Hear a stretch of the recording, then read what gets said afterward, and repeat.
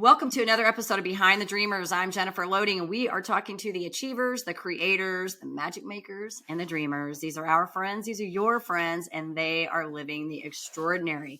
Well, I'm so excited about my guest today. This is the first time we're actually meeting. This is going to be so much fun because I've already checked him out, and he's done some great things. He's doing some great things. But he is a multi-time national champion heavyweight Olympic boxer turned motivational speaker. He says that if there's one message that is universal today, it is about the power of the mind and the importance of tapping into your unique and multifaceted self-leadership to achieve your goals. So I am so excited to get him on here and chat with him. But before we do that, we got to do a quick shout out to our sponsors. So today's episode is brought to you by Walt Mills Photography. If you are a creator needing post-production, consultation, or promotion, Walt is your guy. Whether short films, YouTube films, photography work, or a new headshot, he can help you find a solution to match your needs. To learn more about Walt and his work, you want to go to photosbywalt.com. All right, Cam, I'm so excited to get you on here. So I'm going to tell these guys about you. So Cam F. Awesome, a.k.a. the Motivational Comic, is a former Olympic heavyweight, multi-time national champion boxer with over 400 wins under his belt. Woohoo! In order to become the winningest boxer in USA boxing history, and this is, I got to say all these things, Cam, because this is pretty impressive to me, holding 4 Golden Glove championships, 6 U.S. championships, 3 PAL national championships, 6 ringside championships, and 3 Olympic trials, Cam had to find a system to push through the challenges of losing in order to keep on fighting and ultimately win more championships than any other boxer. Woohoo. He rose to fame after being featured in the Netflix documentary Counterpunch, which chronicled his Olympic journey. Today, Cam uses his wit, humor, and life experiences to inspire and entertain audiences around the country as a motivational speaker and comic. Cam, welcome to the show. I'm so excited to chat with you today. Oh, thank you for having me. I'm excited too. This is so fun because I just love that you're like got this serious side to you. And then there's this motivational / comic, this wit and humor. I'm loving this part because it just shows like the different facets of who you are as a human being, right? Like you've got this serious winning side, but then this fun, kind of creative, witty side. Yeah, I think, first of all, I think we all have it. But I think whoever we start hanging out with when we're a certain age, we start to fall into who we think we should be. And then we tell ourselves what we are, and then we follow that belief. Yeah. So like, oh, I'm an anxious person. And then you start to become more anxious. And like, I'm super anxious. And whatever you think you are, you're right. Yeah. I would agree with you on that. It's kind of like we talk about the circle of influence, right? Like you are like the 5 people that you hang around most. And so if you're putting yourself in a space with, winning people that are achieving, you're probably going to naturally sort of gravitate that way. And if you're over here not, you're probably going to sort of gravitate that way, right? So I agree with you on that wholeheartedly. So good stuff. Yeah. Okay, so let's start off with all the boxing stuff. I want to know, I have to know this. So when you were young, did you just I'm going to be a boxer. Am I going to do this, be a heavyweight championship, or did this just sort of kind of come about and evolve for you? Actually, I never was a fan of boxing or sports. I wasn't very athletic, wasn't good at sports, but I was overweight as a kid, and I was very insecure, and I had anxiety, and I had a bully that lived on my block when I was about 7 years old, and I had to walk by his house to get to school. And he would bully me so often that they would release me from school 15 minutes early so I can get home before he get to me. Wow. And because of that, I developed this anxiety. I didn't know what anxiety was at the time, sure. But I just knew I was afraid of big crowds, and I was always afraid of getting beat up. And I thought if I joined the boxing gym, and I didn't want to actually be a boxer, but I want to learn how to fight. I want to protect myself. And also, I thought if I became a big buff boxer, I'd probably get a date to prom. So secondary gains. I love it. Did not get a date to prom, but but you became an incredible athlete. But yeah, I know I found out a formula. So when I was about 14 years old, I found out how calories work in school. Like they explained it. Like You burn naturally about 2,000 calories a day. You consume about 2,000 calories a day. You break even. Mm. So I'm a very simple person. And I don't even mean that in a bad way. I'm very simple-minded. The way my brain took that was, if you burn more calories than you consume, you lose weight. Right. You can strip every diet down that has ever existed. That's what it works out to be. Yeah. There isn't a single diet that hasn't worked. That was just a side note. Yeah. Now, I figured out, like, okay, if I burn more calories than I consume, I lose weight. So I wanted to join a team, but I wasn't good at sports, so I couldn't make a team. So I decided to do, because I was a really cool kid, I decided to wake up really early before school and rollerblade for an hour. Love it. Around my neighborhood. And I did it 6 days in a row, like every morning for an hour. And at no point in those 6 days did anyone stop me and say, "Hey, Cam, I can tell you're losing weight. Keep up the good work." And after like day 6, I remember having a thought to myself, like, am I wasting my time? Because I'm sore, I'm tired, I don't need to wake up this early. But then I looked at the formula, like 1 + 2 = 3. If I burn more calories than I consume, I will lose weight. And I figured math is always right. Right. And I didn't gain all this weight overnight. I'm not going to lose in 6 days. And I continued on. But after about 3 months, people started to say, "Oh, look at Cam. He thinks he's skinny." And I would blush. Because like, oh, it's working. It's working. And because of that, I realized an equation. 1 + 2 = 3. This is how I became a boxer. 1 + 2 = 3. In this equation, you are always one. You are number one. You should always be your own number one. No one's going to care more about your success than you, and no one's going to believe in you until you start believing in yourself. You're number one. The end of it, number 3 in this equation, 1 + 2 = 3. 3 is the outcome, the objective. What's the goal? 1 + 2 = 3. What is 2? 2 is everything you need to do to get to 3. 1 + 2 = 3. So in this equation, me plus rollerblading equals losing weight. Right. 1 + 2. Now, the reason why I call number two, because it's the shitty part of the job. Yeah. It's the thing that no one wants to do. It's the actual work. It's the discipline. The thing about this equation, 1 + 2 = 3, there's no room for your feelings. It's good. You could do number 2 while you're happy. You could do number 2 while you're hungry. You could do number 2 while you're sad. But it's going to have to get done. Got to get done. Now, what I share at my speech is, if you can fail without being discouraged, success becomes inevitable. Yeah. Now, the whole idea is not to be discouraged. Because if you can fail and keep going, you just learned and you have experience to keep on going. So one of the big things I preach is like, it's cool to fail.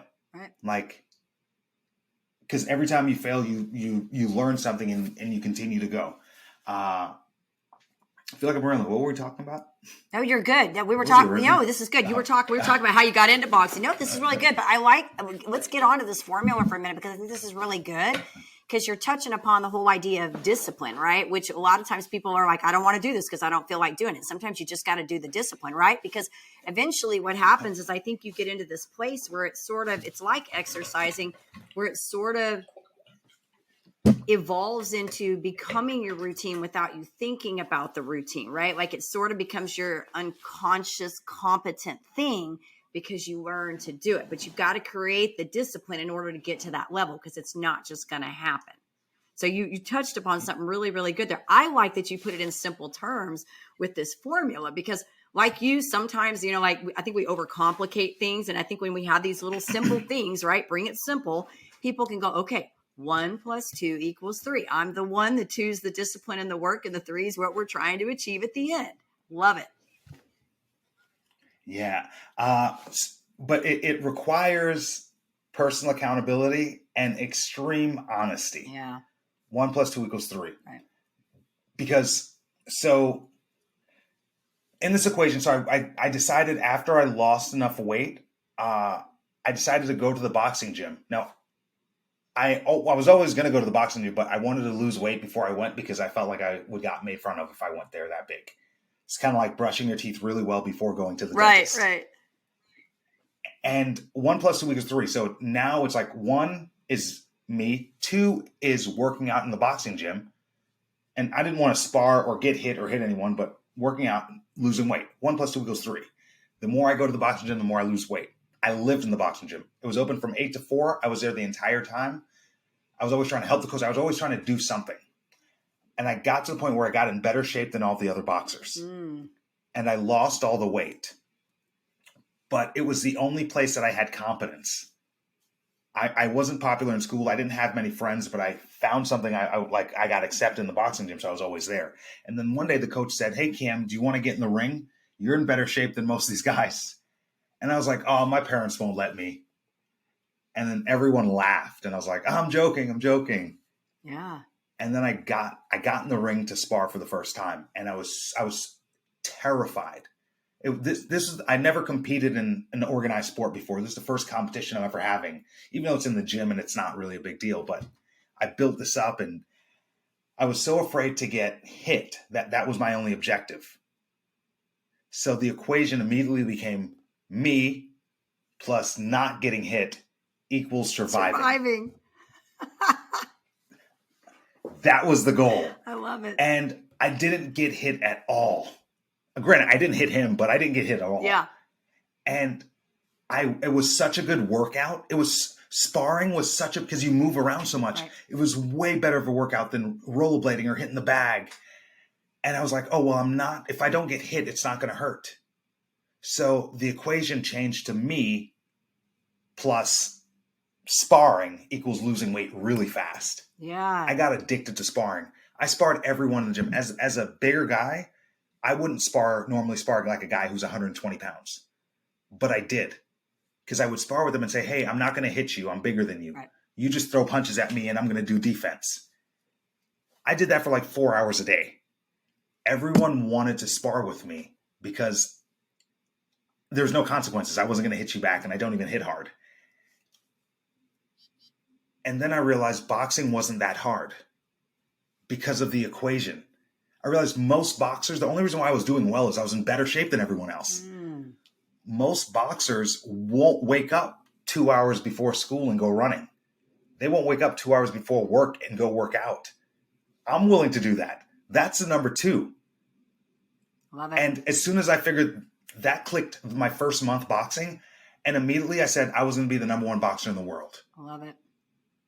Didn't even come close to that, but crazy goal, right? Yeah. Like within 2 years, I qualified for the 2008 Olympic trials. Like I lost. I wasn't that experienced. I was new to the sport, but even getting there was such a feat. Right. Because I followed the equation. It was the discipline part of it. My senior year in high school, my boxing gym was 6 miles away from my high school. I walked 6 miles a day. Wow. It would take me about 3 hours to do that walk. And this was back before we had music on our phones. Yeah. And I didn't have batteries for my MP3 player. So I would have to walk the 6 miles with no music. So what I would do is I would start make up stories in my head. And if I'm going to make up stories, I'm going to be the protagonist. I'm a superhero. I was kicking butt in all of these stories. I was winning all my fights. I had all the girls. I had all the money. None of this was true, but this is what I just thought. Mm-hmm. So I would walk for 3 hours and then work out for 2 hours. That made me such a confident person. Like, because it was basically affirmations followed by actions. Yeah. I became cocky. I was a super unconfident kid like 2 years ago, but I became obnoxious. Like I was cocky. And I ended up winning nationals in 2008, 2009, 2010, 2011. I was unstoppable. No one could tell me anything. And I won the Olympic trials in 2012 to go to the Olympics, to represent the U.S. in the London Olympics. And then I became the first boxer to get kicked off the Olympic team for not sending in paperwork. And I got humbled by life. What happened was I left to go fight in Azerbaijan to fight in a tournament. Okay. A tournament that you get drug tested to fight in. Yeah. But I forgot to tell the drug testing agency I was leaving the country. and they showed up to my home in Kansas City to give me a random drug test. Missed drug test is a positive drug test. On a technicality, I was suspended for a positive drug test. Gotcha. All that cockiness went away really quickly. Right. I was humbled by life. It was embarrassing because like I was on the news and stuff like that, and Sure. everyone in my neighborhood knows I'm going to the Olympics, and they would see me in Walmart and they'd ask me about it. And then after I got suspended, I didn't tell anyone because I was embarrassed. And they would see me in Walmart and they're like, "Hey man, are you ready?" And I stopped leaving my house. I was depressed. I started to drink a lot. I gained a lot of weight. And then at some point I lost a bet and had to be vegan for 28 days. Interesting. And the diet entails sobriety. Yeah. Which meant for the first time during my suspension, I had to deal with my problems. After those 28 days went by, I became more of a positive person as I became sober. And I realized, like, I decided to get back into boxing. And I went back to the boxing gym and I'd work out for 3 days and then I would fall off. I'd work out for a few days and I'd fall off. I just couldn't do number 2. I was constipated. Gotcha. Then I was so frustrated that like I was beating myself up. And then I thought back to me in 2012 versus me in 2006 when I was walking to school, thinking so highly of myself. The difference between the two is one of us liked me. I didn't like myself in 2012. Yeah. But in 2006, I believed in myself. I was happy. I was like, oh, I need to be my biggest fan again. I need to get back to being that person. I was humbled by life. And this is when everything changed for me. Now, I don't want anyone to agree with me. What I do want to do is challenge the way we think. Right. I love this. Now, words are powerful, right? Do you have your phone on you or something you can Google? Yeah, I got my phone. What are we Googling? Okay. Can you look up the word humble? I can look at it. Now, as you look that up, do you have any children? I have 3 children. Yep. Okay. Let's go with the middle one because we're often forgotten about. Are you a middle child? I am. All right. I do have one of those middle children. I know. Okay. I got the word humble. You might have forgot about it. Yeah. Okay. Now, read me the first definition of this It word. says having or showing a modest or low estimate of one's own importance. Does that sound like a positive trait you would wish on your child? No. Maybe that's a fluke. Read me the second definition. A low social, administrative, or political rank. Does that sound positive? A low social, administrative, or political. No. Is there a third definition? It goes into the verb. Okay. But basically, if you go far enough down, you will see that there's a positive one that comes up. No, there's not. The Latin root word of this is lowly. Yeah, it's getting into lower. The verb says lower. Someone in dignity or importance. It's getting, So when I'm going to ask you a question. Who does being humble serve? Now, before you answer that, I will say, be humble in the eye of the Lord. But last time I checked, Jennifer, that wasn't you. Right. So who does being humble serve? It doesn't really, I don't know, because it sounds negative. I think it's... Yeah, I mean, I'm looking at all the words that it's like giving you for like synonyms and stuff, right? Like it's got similar: humiliate, demean, belittle, lower, degrade. I mean, these are the words that are coming up. And when we talk about being humble. Yes. Now, I know listeners are thinking, because this is, we've been socially conditioned to be humble. Right. But we've never actually looked into the word. And now you're rejecting this as you hear it. This is good. I like it. As you reject this, realize that you can come up with as many sayings as you want. Well, being humble doesn't mean thinking less of yourself. It just means thinking of yourself less. Well, that's just a cute saying. What does that mean? It doesn't really mean anything. And also, no one's going to care about your goals or your success more than you are. So I don't see the value. So in 2012, I realized that I was humbled by that situation. And I continued to be humble, and I needed to change the way I thought. I needed to believe in myself again. So I needed to change some things about myself. And the first thing I decided to change was my name. I like it. We speak what we become what we speak. So we're awesome. I made myself awesome. I love it. Yes, we are. I love it. This is so good. I've never, it's funny because when I don't really, I've had this conversation with people before and I never really thought about it this way. I've had this, thing because you hear this a lot with people talking about being humble, right? Like you're right. We're conditioned. People that they're achievers a lot of times are getting told that they're not humble, right? Like because they go out and they're after things and they're bold and they're courageous, right? And there's been this idea that being humble is there's like this positivity towards it, right? Like be that way, right? So you pick between being, I'm going to be the achiever, and then am I being humbled by you? I never thought of it, and then you look it up, and now I'm looking at all this, and I'm going, like this. All the words that are coming up. No. Like, thank you for sharing that. I've never quite looked at it that way. So good.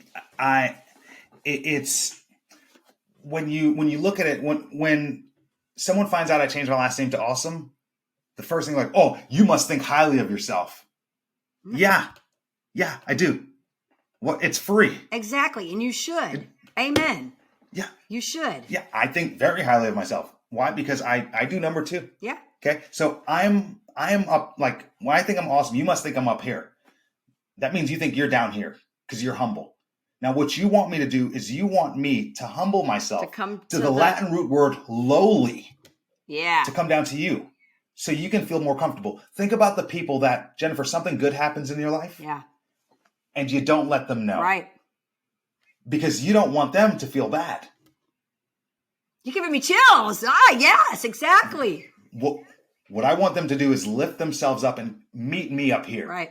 There's enough of this to go around. I agree. This is good.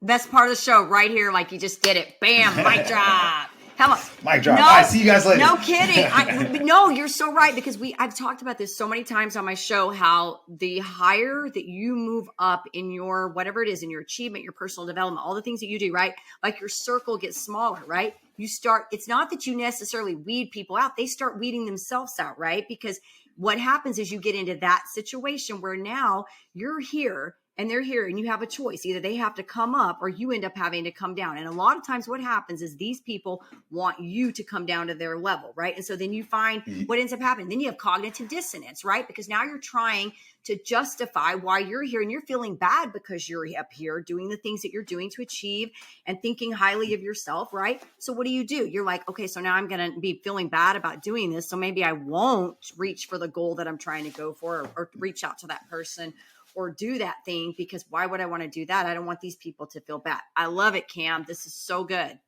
Change the. I don't want those people to feel bad. I'll go. I don't want to. If I skip out with them hanging out Saturday night because I want to work out Sunday morning. Yes. They might think I'm better than them. Right. If I start posting about my workouts, they're going to think I'm better than them. I'm getting these accomplishments because I'm waking up early in the morning to get something done that they're not willing to do. You're doing the two. I'm doing the two. I love it. That's what it's all about. But the thing is, you mentioned something very, very important.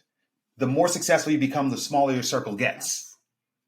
Because those people who don't want to wake up early with you or stay up late at night working with you, those people start to drop away because you live your life a little bit differently. And if they live their life differently, they'll be where you are. Yep. But you're making that sacrifice, aren't you? Yeah. Don't feel bad about yourself. Right. Celebrate that. Right. What makes a unicorn special is it's by itself. You can't work this hard to be amongst the top and then be mad that there's not a lot of space up there. Right. I love it. And it just comes with the territory. Yeah, I love it. This is so good. I'm so glad I got you on here. I think just that bam. That information, because it's this stuff we talk about all the time, and I work with a lot of people, a lot of clients, and that's kind of the conversation that we, especially with women, with their self-worth and understanding that it's okay to set yourself apart and do the work. And like I'm a very disciplined person. I do work out every single day. I get up at 5 o'clock almost every day of the week. Saturday, I might sleep till 6, but I'm pretty much up at 5 every day, and I work out every day, and I have my routine. And when people full, like, get into the middle of my routine. I'm not really a happy camper because that's my time to do what I need to do to get my day and make everything happen. But I think you've said some very important things here. It's the people that are willing to, like you were talking, walk those 6 miles or get up and do the things that everybody else is not willing to do, right? That's what sets you apart. It's the doing the discipline, the activities that you need to do to get the outcome that you want and doing that consistently, right? Being different, set yourself apart. I love it. Yeah. Good stuff. I love that.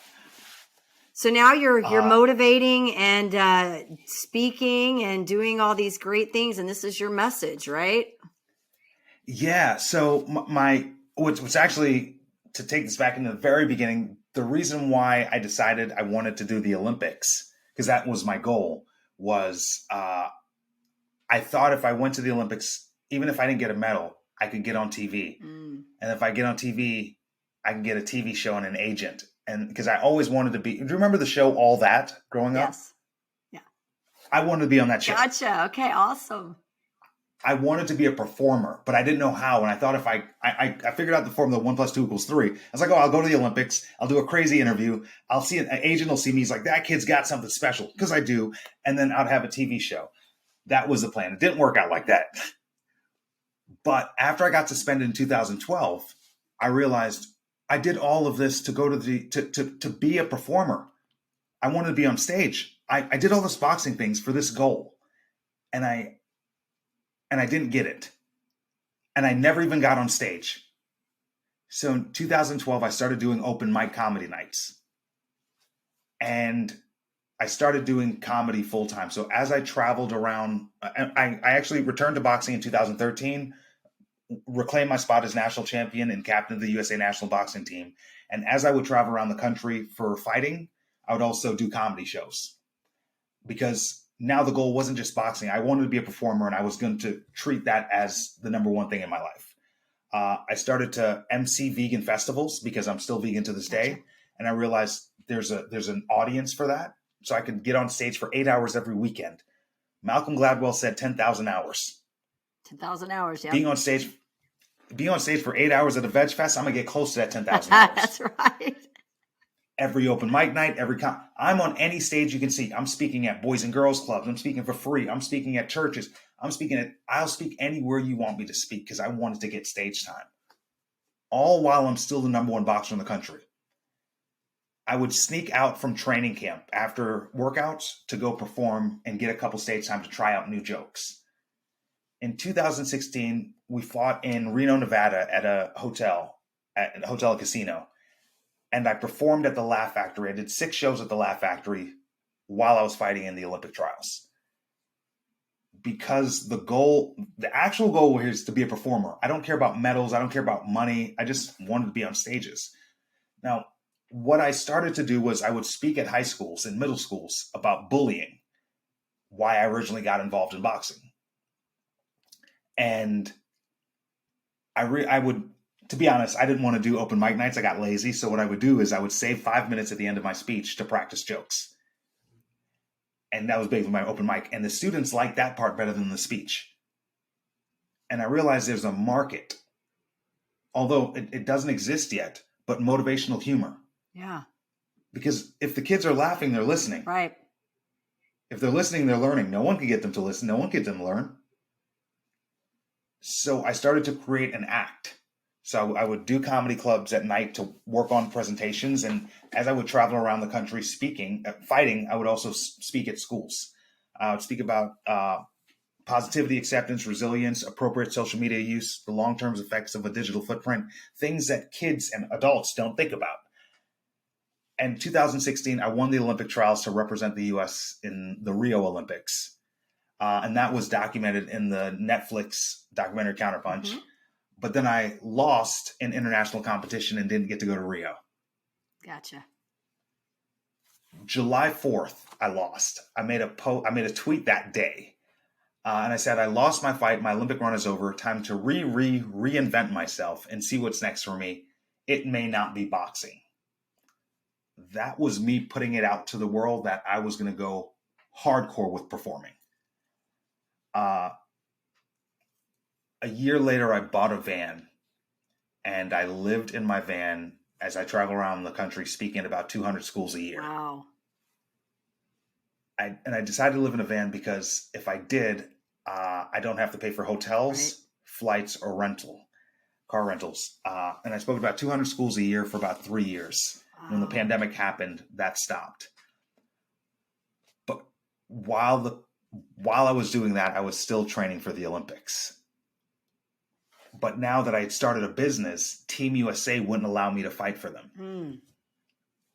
They said I have to dissolve my business since it's an amateur sport. So my dad is from Trinidad. So I learned information about my dad's country. I flew to Trinidad. I took their test. I became a citizen. I have my dual citizenship. I fought in the Olympic trials. I won by knockout. I returned to the U.S. and was training for the Olympics. And then the pandemic happened.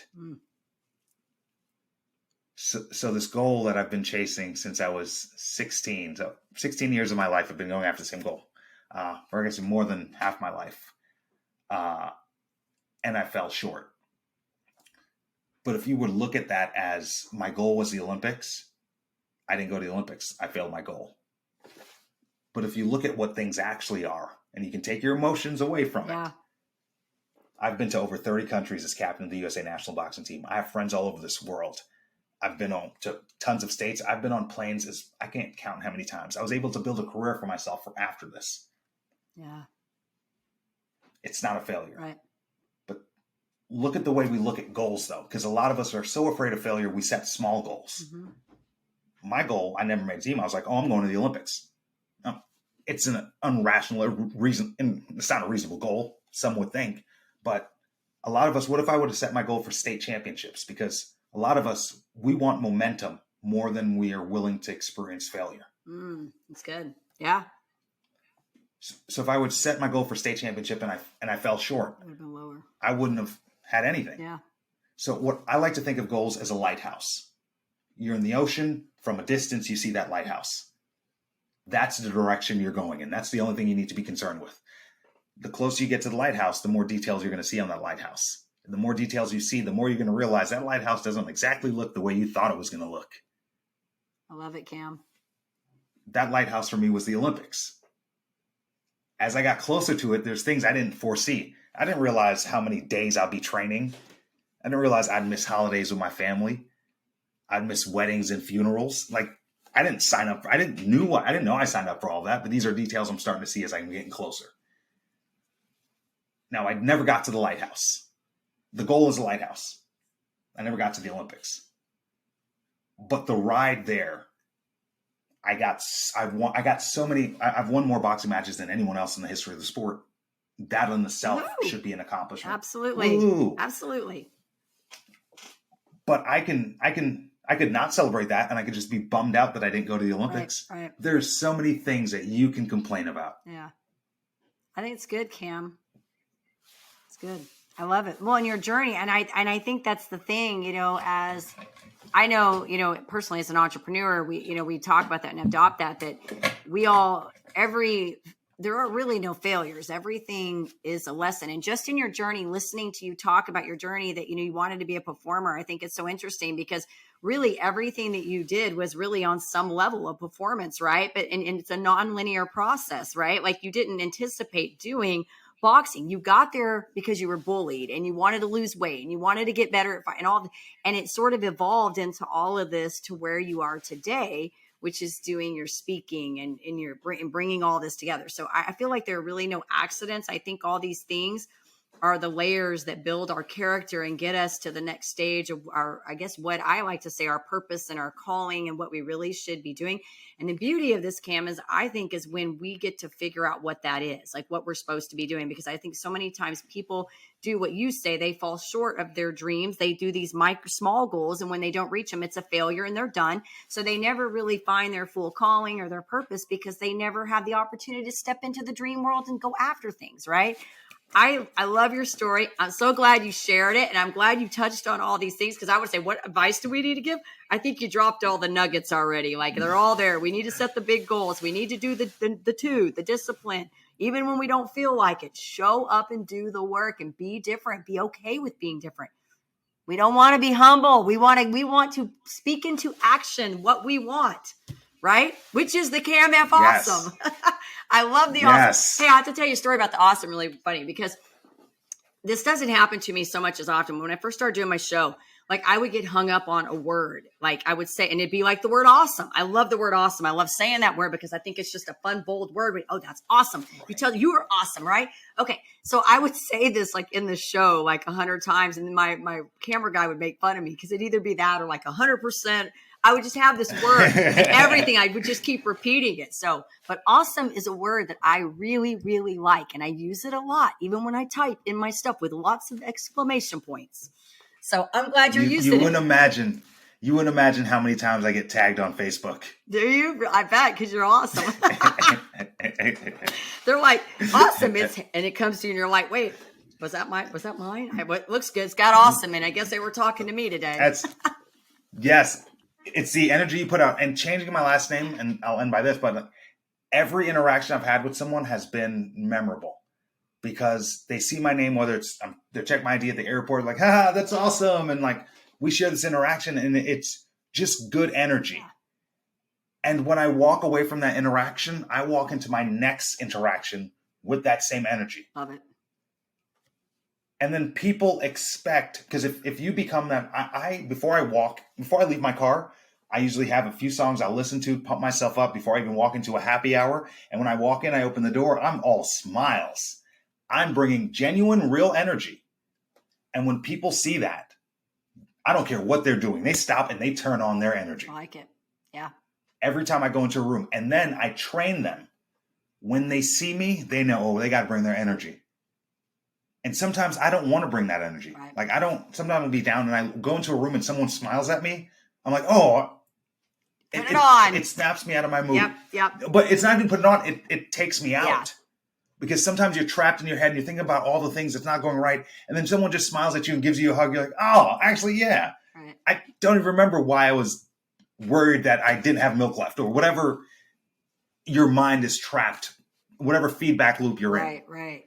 I'm with you. 100%. I'm with you. Bam. 100%. 100%. Wait, you know what I tell my people all the time? It's like funny because I always know for me personally, like when I'm getting in those loops, that I call it like the bad brain thinking loop, I know two things need to happen. One, I either need to read or I need to get out and talk to people. I need to find people in my circle that are going to lift me up because those two things will pull me out of that quickly. Or mantras. I have mantras that I use sometimes too. But those two things I think are instrumental in our growth as leaders, just because it gets us to thinking about other things, pulls us out of our own self. And, and when you're talking to other people, I think it removes, especially if you're asking questions and getting to know people, it really removes it's about me, right? Because anytime you're engaging and helping other people or serving or inquiring about other people, the purpose and the shift comes from you to the other person, right? And that's, I think, the best way to get ourselves out of these whatever that is, that loop that you're in. So I think that's great. I love it. But you're bringing the energy. So I'm sure the people that are coming around you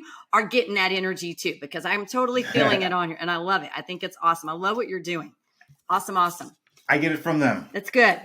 Well, Cam, what I want to say too is if our people listening to this show are like, hey, we want to find out what Cam is up to, where he's at, where he's speaking, all those good things, where do we want to send them? You can find me at CamFAwesome and CamFAwesome.com. Okay. I keynote speaker. I of course speak at schools. I do the comedy at schools with morals and messages. I do keynote speeches on resilience and gratitude. And as captain of the USA National Boxing Team, I traveled to over 30 countries. And what I would do as captain is learn the do's and the don'ts of each country. And then relay that message to my teammates so we don't make ourselves look like idiots. Yeah, that's good. Through doing that for over a decade, I learned a lot about cultural communication. So I also speak about cultural communication in the workplace. That's good. Yeah. You can find more information on my website. Yeah, that's good. I did go on your site. I'm just making you say it. Like I said, I already checked out your stuff. I peeked at the Netflix documentary and all that good stuff. Because I was like, I got to find out all I can. Like I get my people on here. I kind of want to know who they are, what they're doing, a little bit about them, but I checked you out. You're doing good stuff. I love it.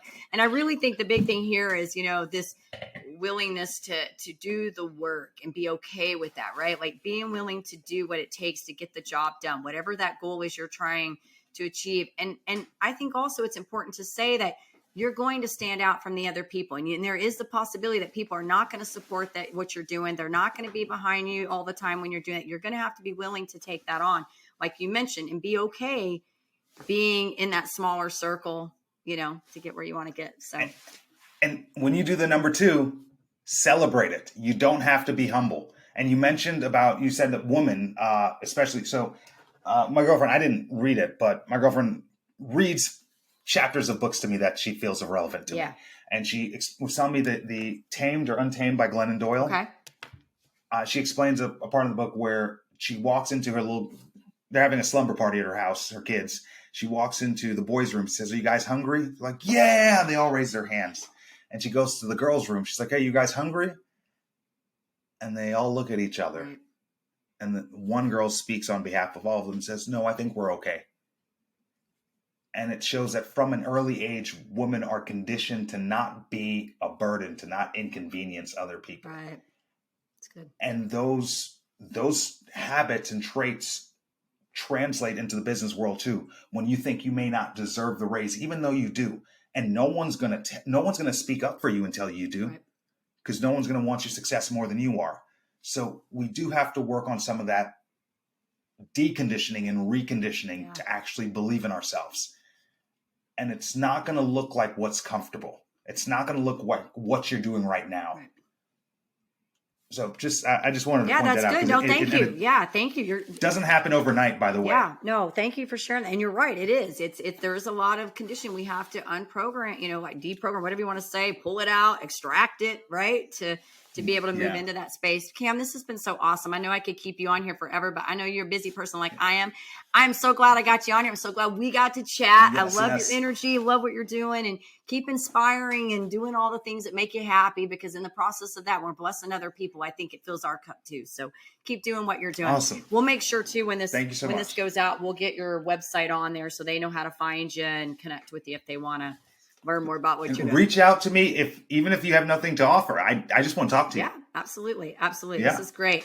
Well, I do, of course, want to say to our listeners, if you enjoy our show, go check us out on Apple. Give us a rating over there. Hit that subscribe button on the YouTube so we can keep sharing all these incredible stories and talking to people like Cam F. Awesome, who is awesome, and all that good stuff. And as I always say, in order to live the extraordinary, you must start. And every start begins with a decision. You guys take care. Be safe. Be kind to one another. We will see you next time.